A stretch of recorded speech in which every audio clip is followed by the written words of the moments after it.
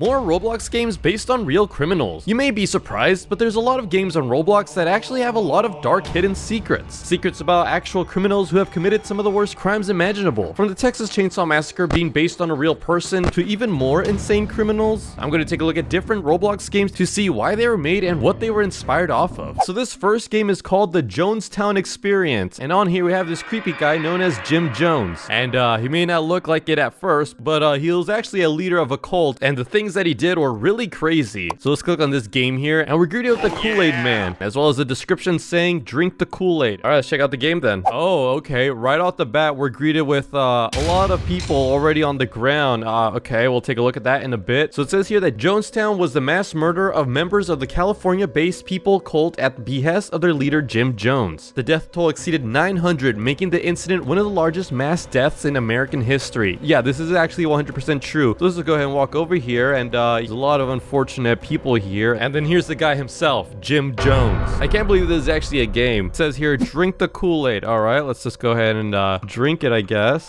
Okay, so I drank it, and then, oh, I just died. Yeah, that makes sense. Yeah, so if it wasn't obvious, this whole drink the Kool-Aid thing is a reference to the drinks that these people drank, which also contain cyanide, aka poison. So if you were to drink it, you would, well, do this. But yeah, this is Jim Jones right here, and it says here that he was an American cult leader between the years of 1955 and 1978. Here, I found this TikTok video that explains it a bit more. This is Jim Jones, a U.S. cult leader who took the lives of over 900 people in 1978. He formed the People's Temple Church in the 1950s and had 20,000 followers by the 1970s. The controversy caused Jones and 1,000 followers to relocate to Jonestown in the South American nation of Guyana in 1970. Yeah, he made people leave their homes and go to this private camp where they're to live there. The Jonestown Massacre occurred when Jones ordered his followers to drink a mixture of cyanide, sedatives, and Flavor Aid in an act of revolution against the United States in 1978. 909 people passed away. Yeah, the whole thing was pretty tragic and insane. Here's an actual screenshot of the Flavor Aid that was used in mixture with the poison. And here's a screenshot of the houses that the members were to live in. Yeah, and what's insane is that the moment he made people drink this mixture, the entire thing is actually recorded. It's known as the death tape, which occurred on the date November 18th. I will take your call. We will put it to the Russians,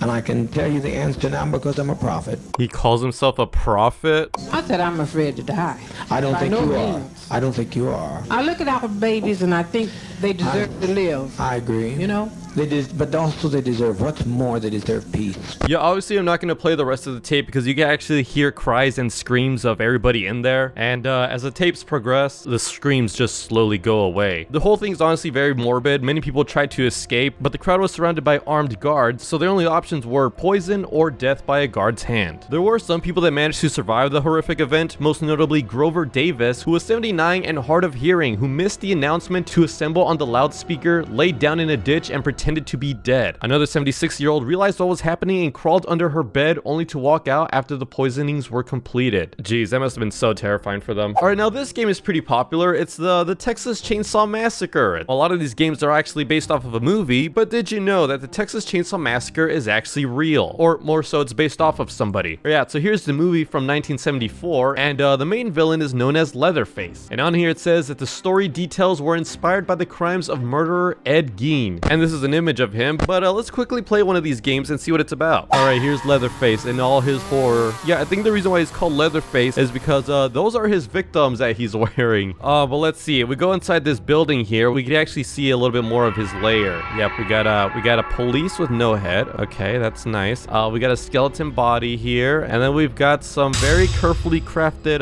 Roblox heads. Jeez, okay. Yuck. This actually exists. Oh, geez. That scared me. What the heck? Yeah, this is particularly detailed. I'm a little bit concerned, to be honest. But yeah, Edward Gein was born in 1906, and he passed away when he was 77 years old. Wow, he still lived a pretty old life, huh? And he's done some pretty crazy stuff. I found this TikTok video that explains some of the things that he's done. The butcher of Plainfield. All right, so here's Ed When police Gein. entered his home in Plainfield, Wisconsin on November 16, 1957, following the disappearance of a local woman, they had no idea they were walking straight into a house of horrors, unlike anything else in history.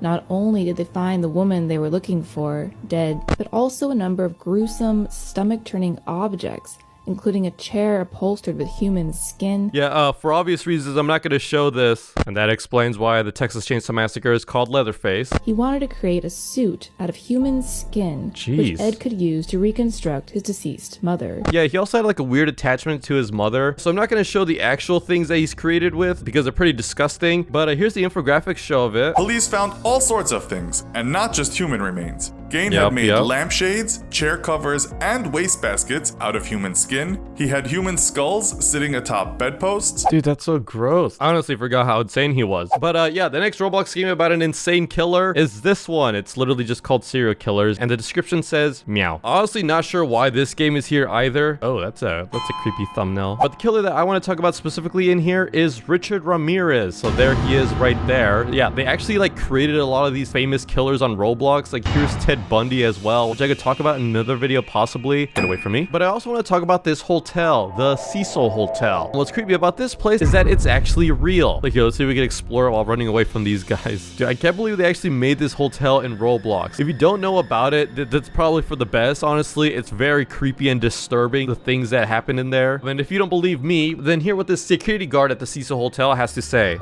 Dangerous in there? Just be careful. That's all I can tell you. The security guard said that there was a person that went in last week and he was nowhere to be found. The security guard doesn't even go in there. Here's another image of the Hotel Cecil, and it opened in 1924, and I think it's still open to this day. But the hotel is known as having a history of many deaths occurring in there. There's actually a whole Wikipedia page for all the incidents that occurred within this hotel, and I'm gonna have to censor a lot of these things. But again, somebody actually made a game of this hotel on Roblox, even to the finer details of the hotel. So it says here, stay on Main. Oh yeah, I think that's what they call it now, but yeah, it says Cecil. Oh jeez, this is scary. Why am I holding a camera? I don't like this. Hello? Wow. What the heck? Is that the Mimic? Yeah, so someone made like a scary haunted game for this hotel. And it looks pretty accurate, honestly. Oh jeez. I don't like that. What the heck? Go away. But what I really want to talk about is that the hotel was a temporary residence for the killer known as Richard Ramirez, nicknamed the Night Stalker. So yeah, this is Richard Ramirez, and it says here that he has had more than 15 victims. And according to the Wikipedia, it says that Ramirez engaged in most of, if not all of his killings while staying at the Cecil Hotel. Yeah, honestly, this guy was really insane. There's this video here that shows the room of Richard Ramirez in the Cecil Hotel. Yeah, it's 1419. A lot of people believe it's cursed now. I swear that hotel is a portal to hell. Yeah, there's a lot of horrible things that happen in that hotel, but let's watch the video for more information about him. Richard Ramirez, aka the Night Stalker, sits in court after being sentenced to death. He growls, "You maggots make me sick." Yeah, this is him. He composes himself and goes on, "You don't understand me. You're not expected to. I will be avenged. Lucifer dwells in all of us." Yeah, this guy was really insane. Yeah, again, I feel like a lot of these games should be banned off of Roblox, or at least have a mature rating on it, because it was pretty easy to find a lot of these games. But yeah, stay safe out there. If you guys like this video, don't forget to subscribe. Goodbye.